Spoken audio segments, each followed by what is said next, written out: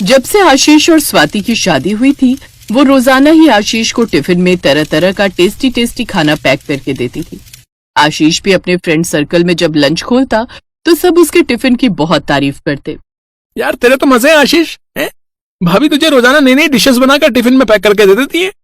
एक हम है यार, रोजाना वही तोरी घिया टिंडे की सब्जी। वैसे आज तेरे टिफिन में क्या है? आज तो अभी टिफिन खोला नहीं है, देखता हूँ। अरे यार बढ़िया ही टिफिन पैक किया होगा भाभी ने, ला हमें दे, हम देखते ला। आशीष के दोस्त उसका टिफिन अपने हाथ में पकड़ लेते हैं। अरे वाह, भरवा भिंडी और मलाई कोफ्ता, साथ में चटनी और सलाद भी। अरे यार, और ये मीठे में भी कुछ है यार। अरे गुलाब जामुन, भाई इसे कहते हैं यार टिफिन।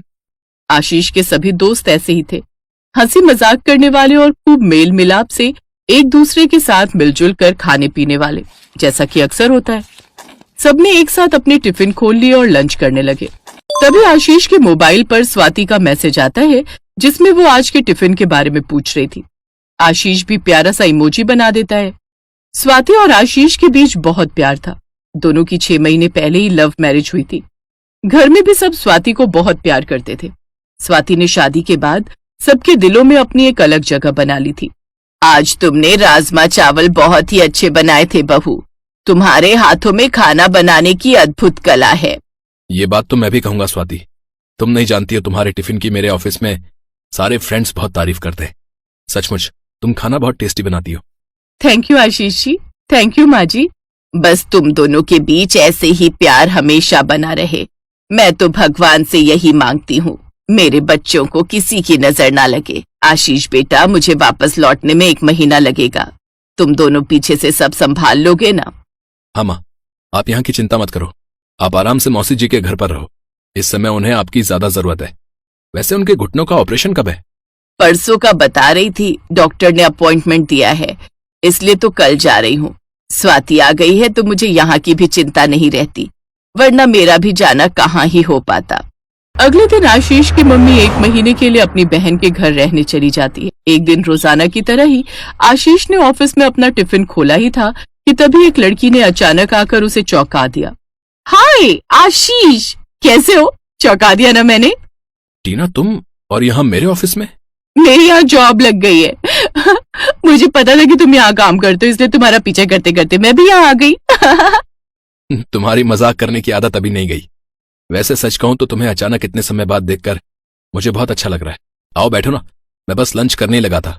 टिफिन देखकर भूख तो मुझे भी लगाई है। वैसे क्या लाए हो टिफिन में?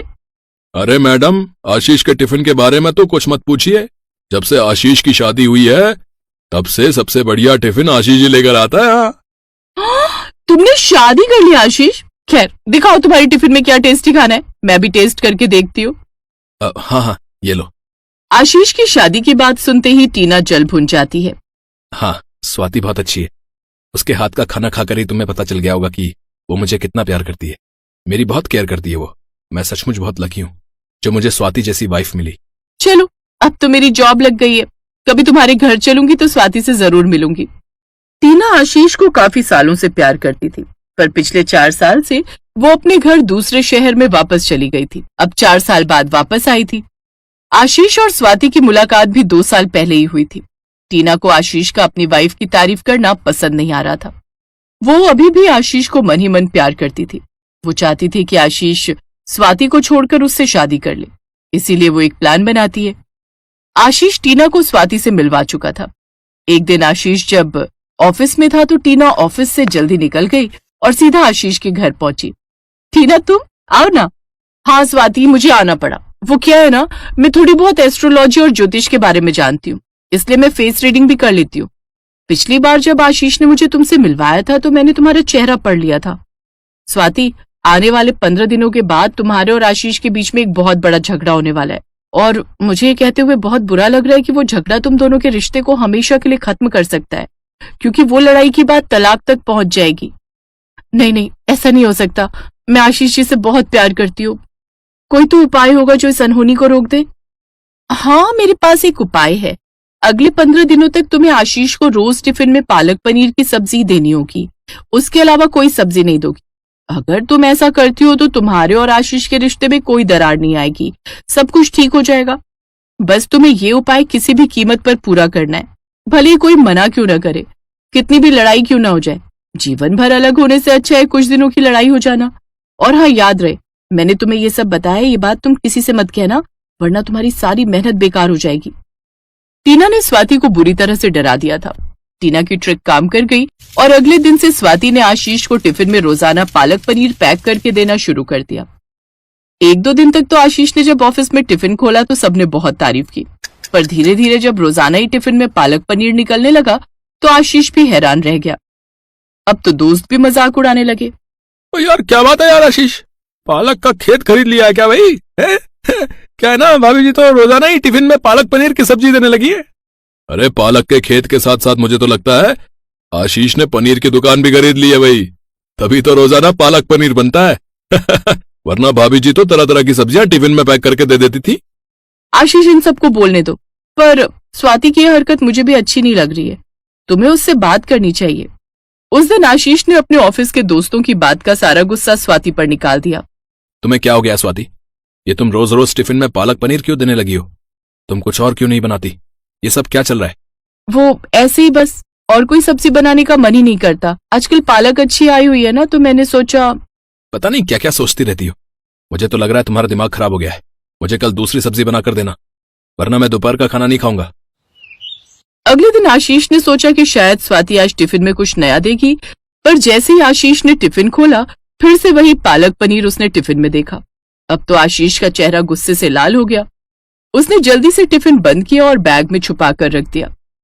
दोस्तों को उसने बहाना कर दिया कि वो आज टिफिन नहीं लाया है क्योंकि स्वाति की तबीयत ठीक नहीं है। रोजाना ही स्वाति टिफिन में पालक पनीर देने लगी तो आशीष ने दोपहर में टिफिन खोलना बंद कर दिया। रात को जब स्वाति टिफिन देखती तो खाना वैसे का वैसा ही दिखता। एक दिन स्वाति की सास जब फोन पर बात कर रही थी तो स्वाति के मुंह से बात निकल ही गई। स्वाति की सास समझ गई कि ये सब टीना का प्लान है। वक्त रहते अपने बहू और बेटे के रिश्ते को बचाने के लिए सास को वापस घर आना ही पड़ा। स्वाति की सास ने स्वाति से फोन करवाकर बहाने से टीना को घर पर बुलवाया। उस समय आशीष भी घर पर था। स्वाति ने सास के जोर देने पर टीना वाली बात आशीष को बता दी। अब जब आशीष को बात पता चली तो वो टीना की तरफ गुस्से में देखने लगा। तू मेरे से पूछ रहा था ना कि मैं 1 महीने के लिए गई थी तो इतनी जल्दी वापस क्यों आई हूँ? इस बदतमीज लड़की की वजह से। आशीष बेटा, ये टीना चाहती है कि तुम दोनों अलग हो जाओ ताकि ये तुम्हारी जिंदगी में फिर से लौट आए, और मेरे जीते जी ऐसा कभी नहीं होगा। टीना, तुम्हें क्या लगा था कि तुम फिर से मेरी जिंदगी में वापस लौटोगी और मैं अपनी पत्नी से रिश्ता तोड़ दूंगा? कभी नहीं। स्वाति और मैं एक दूसरे के जीवन साथी हैं और ये रिश्ता जन्म जन्म का है। इस जैसी गवार लड़की के लिए तुम मुझे छोड़ रहे हो? मेरे घर से निकल जाओ और आज के बाद मेरे से तुम्हारा कोई मतलब नहीं। Get out from my house. Tina, यहाँ से चली जाओ और मेरे पति से दूर रहना, वरना मुझसे बुरा कोई नहीं होगा। टीना गुस्से में पैर पटकती हुई चली जाती है। स्वाति और आशीष का रिश्ता फिर से ठीक हो जाता है। अगले दिन जब आशीष टिफिन खोलता है तो दोस्त वही पहले की तरह टिफिन पर टूट पड़ते हैं। आज आशीष के चेहरे पर एक अलग सी खुशी थी। टीना ने वो नौकरी छोड़ दी। शायद आशीष के लिए ये आज की सबसे ताजा और अच्छी खबर